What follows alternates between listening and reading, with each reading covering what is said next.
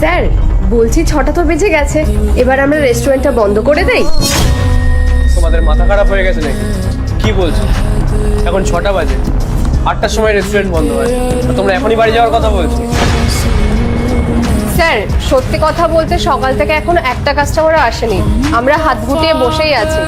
আর এই লাস্ট 2 ঘন্টায় কি এমন কাস্টমার চলে আসবে? আরে কেউ আসুক আর না আসুক, সততার সঙ্গে কাজ করাটা তো আমাদের কাজ। আরে আমরা যদি ঠিকঠাক করে নিষ্ঠা না দেখাই তাহলে তো কাস্টমার আরো আসবে না। কিন্তু স্যার আমরা এখানে থেকেই কি করব? সকাল থেকে পুরো রেস্টুরেন্টই ফাঁকা, আমরা ওতে বাড়ি চলে যাই। একেই তো ব্যবসা ভালো করে চলছে না, তার উপরে তোমরা চলে এসেছো আমার মাথা খারাপ করতে। তখন থেকে এক কথা বলেছো, স্যার রেস্টুরেন্ট বন্ধ করে দিন, রেস্টুরেন্ট বন্ধ করে দিন। আরে আমার মাথায় 100টা চিন্তা চলে, মাথাটা আর খারাপ করো তো, যাও গিয়ে নিজেদের কাজ করো। কিন্তু স্যার কোনো কিন্তু নয়, তোমাদেরকে যদি এখানে জব করতে হয় তাহলে এখানকার রুলস রেগুলেশন মেনেই কাজ করতে হবে, বুঝতে পেরেছো? 8টার সময় বাড়ি যাবে, যাও গিয়ে এখন কাজ করো। जिसने पूछा हमसे बिछड़े यार का उसको सीने से ঠিকই তো বলছিলাম না, রেস্টুরেন্টটা বন্ধ করে দিলেই পারে, এখন বসে বসে শুধু মাছি মারো। उसको বললো গিয়ে কাজ করো, আরে কাজ থাকলে তবে না কাজ করব। এখন আর কি করব, চল বসে বসে লুডো খেলি। वफा करके भी तन्हा रह गए दिल के अरमां শোনো, কোনো কাস্টমার এসেছিল? না স্যার, জানি না কিভাবে গেছে, রেস্টুরেন্টে একদমই লোক আসছে না। এরপর কি হলো সেটা দেখার আগে তুমি যদি এই আল্লাহর দুইটা ছবিকে মন থেকে ভালোবাসো তাহলে ভিডিওতে লাইক করে চ্যানেলটি সাবস্ক্রাইব করে দাও, আর যদি না ভালোবেসে থাকো তাহলে কিছু করার দরকার নেই, আর কমেন্টে লিখে যাও আমিন। স্যার বলছি যে 8টা তো বেজে গেছে, এবার আমরা বাড়ি যেতে পারি তো? হ্যাঁ 8টা তো বেজে গেছে। আচ্ছা ঠিক আছে, তোমরা এখন বাড়ি চলো।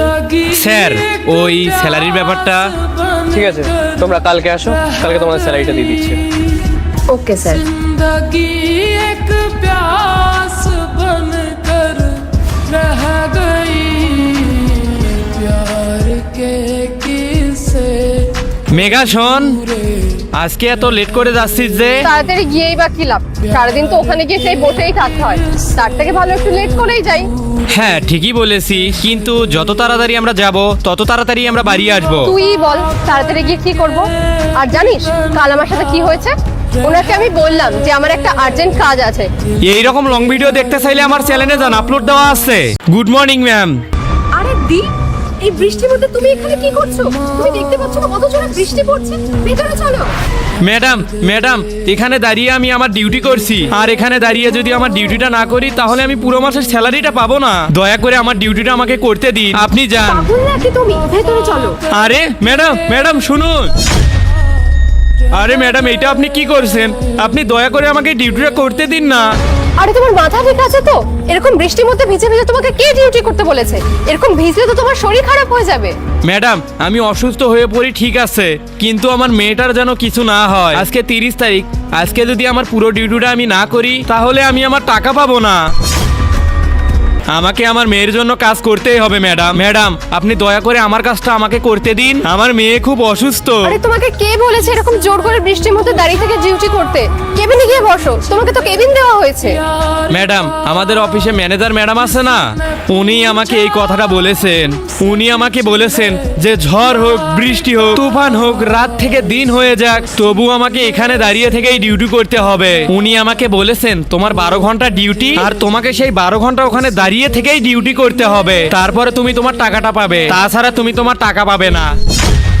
ম্যাডাম আমার বাচ্চা অসুস্থ, আমি রীতি ম্যাডামকে সবকিছু বলেছি, কিন্তু উনি আমার কোনো কথা শুনেননি। উনি আমাকে বলেছেন আমাকে ওখানে দাঁড়িয়ে থেকেই ডিউটি করতে হবে। ম্যাডাম আমাকে ডিউটিটা করতে দিন ম্যাডাম, আমার এখন টাকাটার খুব প্রয়োজন, তাছাড়া আমি আমার মেয়ের চিকিৎসা করাইতে পারবো না। রিতা তোমাকে কি বলেছে কি না বলেছে সেটা আমার জানার দরকার নেই, তোমাকে তো কেবিন দেওয়া হয়েছে, তুমি কেবিনে গিয়ে অপারেট করো। এভাবে দাঁড়িয়ে দাঁড়িয়ে বৃষ্টিতে ভেজা তো কোনো দরকার নেই তোমার, যাও কেবিনে যাও।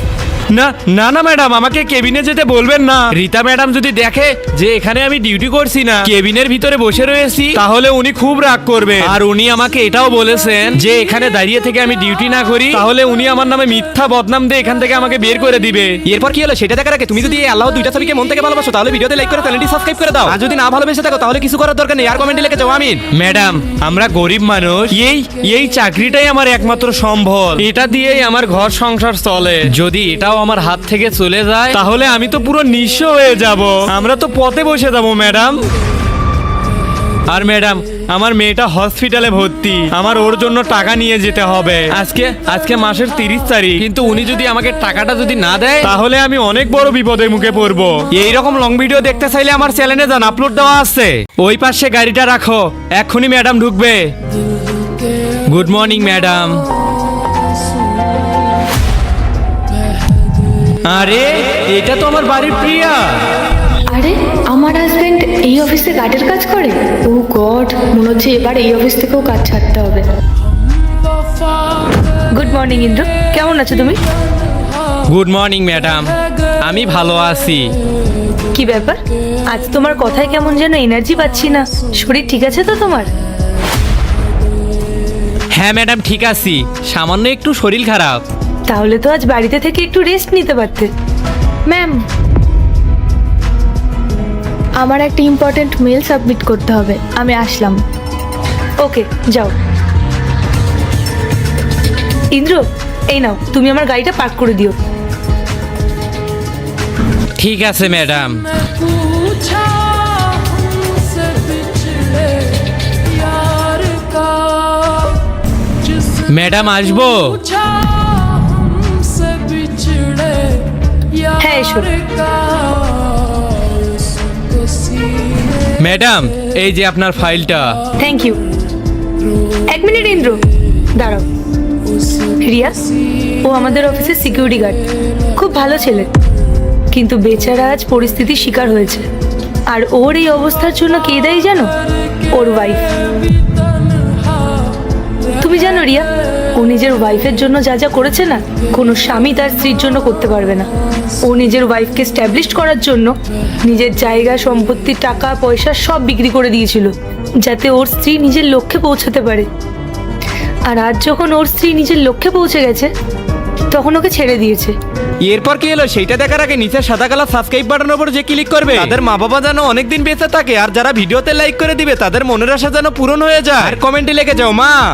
আর আজ ও যে এই গার্ডের কাজটা করছে না, ওটার জন্য শুধুমাত্র ওর স্ত্রী দায়ী। মানে এখন ওর যে লাক্সারি লাইফটা লিড করার কথা ছিল, সেটা শুধুমাত্র ওর স্ত্রীর জন্য নষ্ট হয়ে গেছে। সত্যি ওর সাথে কতটা খারাপ হয়েছে, তাই না? रह गई। হ্যাঁ ম্যাম, সত্যি ওনার সাথে খুব অন্যায় হয়েছে।